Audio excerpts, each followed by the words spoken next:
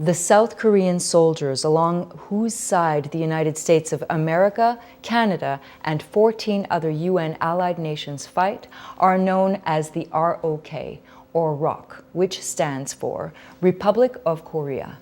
The enemy is, of course, North Korean, but threatened by an American presence along its border, Communist China soon joins in. The enemy fired at anything that moved.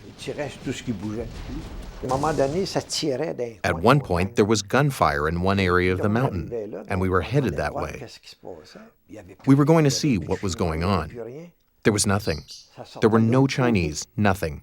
They were gone. They had dug tunnels through the mountain, and when they saw us coming and firing at them, they escaped into the tunnels and came out on the other side of the mountain. They had dug tunnels.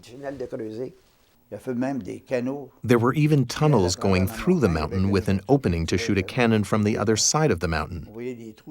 You could see the holes in the mountains where the cannons were hidden. So they pointed their cannons on a target, and when we saw them lining up, we knew they were preparing to attack. Did you know that the Chinese kept their families with them on the front line? In the crawl trenches, under the ground, the whole family. They did things differently from us. They didn't live like we do. That was their life. But when they attacked us, they came in the thousands, Bugles blowing and shouting and screaming, and up they come. They used sort of wave attacks. Your first wave on an attack, when they attack you, generally you don't have any weapons. Let's say there were 5,000 Chinese on attack. The first 2,500 would attack. When they fell, the next 2,500 would pick up the weapons of the fallen and keep on coming. And really, the hill was just crawling with Chinese. Just crawling with them.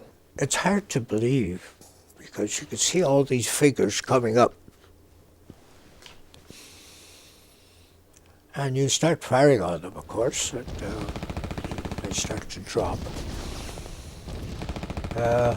But there doesn't seem to be any end to them, And I guess the thought in your mind is, when are they going to stop? I think they might have had a battalion of stretcher bearers behind every assault battalion, because when the sun had come up in the morning and you'd look out, there'd be nobody there.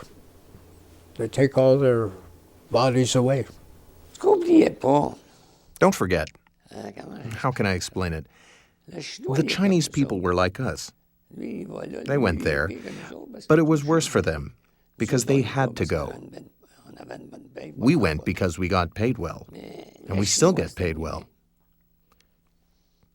Chinese are human. They also have friends.